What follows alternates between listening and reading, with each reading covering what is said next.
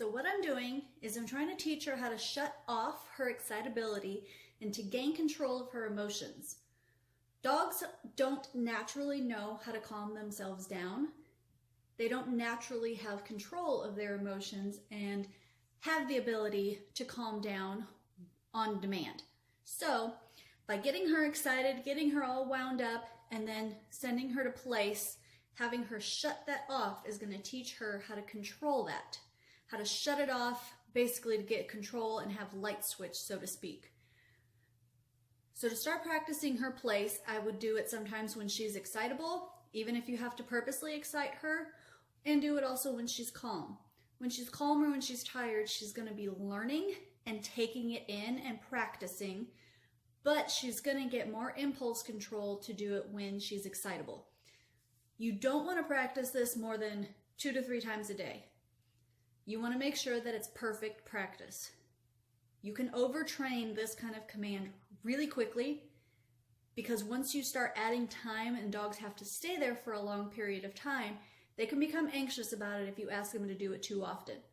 It's like trying to play the quiet game with a toddler 15 times a day. It's not going to work. You're just going to frustrate them.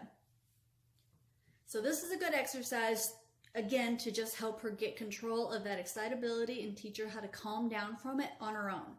She should not be given any other commands when she's sent to place. She just goes there and she should lay down on her own, which she normally does. So right now she's going on about 4 minutes.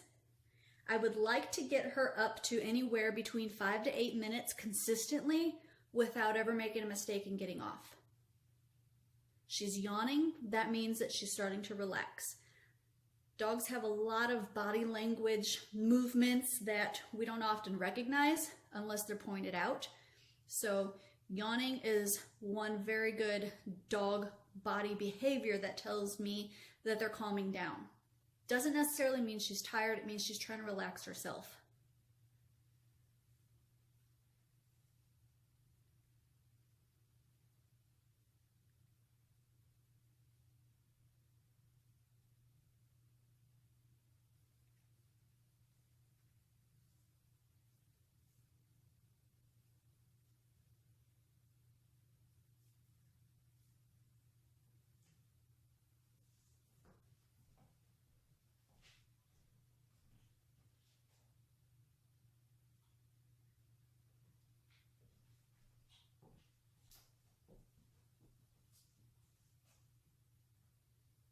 Free.